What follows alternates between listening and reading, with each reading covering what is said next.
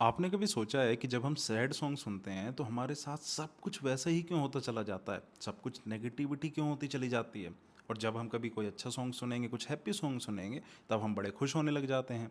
इसीलिए आपने देखा होगा, जब कभी कहीं कुछ अपने घर के आजू बाजू से भी कुछ अच्छे गाने जा निकल निकल रहे होते हैं, तब हम बड़ा अच्छा सा फील करने लग जाते हैं, क्योंकि वो रीज़न है वाइब्रेशंस का। मैं भी एक बुक पढ़ रहा था, दी सीक्रेट। इस बुक में भी जो है ना, मैंने लॉ ऑफ अट्रैक्शन के बारे में काफ़ी अच्छी चीज़ें पढ़ी। मैं लॉ ऑफ अट्रैक्शन को बहुत ज़्यादा जो है ना मानता हूँ, इस चीज़ को। अब इस बुक में जो है ना, मैंने एक चीज़ पढ़ी।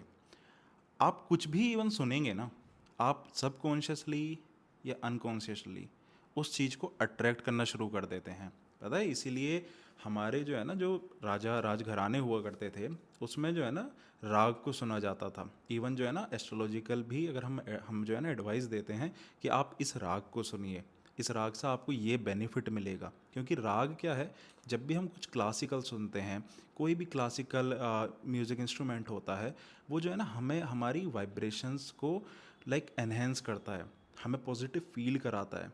इवन इसीलिए जो है ना राजघरानों में जो राजा महाराजा होते थे, वो लोग भी राग सुना करते थे।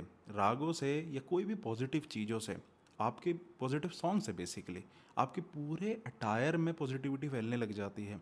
आपने सुना होगा कि लाइक ये जो पॉजिटिविटी की अगर मैं थोड़ी सी और बात करूं, इवन पता है, ये चीज़ बोली जाती है कि जब कभी आप कहीं जा रहे हों, जब कभी आप कुछ इंपॉर्टेंट काम के लिए जा रहे हों, तो लिसन टू समथिंग पॉजिटिविटी, आप वहाँ पे बहुत अच्छा परफॉर्म करोगे। ये अपने आप में एक रेमेडी है कि जब भी आप कभी किसी भी इंपॉर्टेंट काम के लिए जाएं, ट्राई दिस आउट, कि आप कुछ ना कुछ पॉजिटिविटी, पॉजिटिव इंस्ट्रूमेंटल आप सुन के जाएं।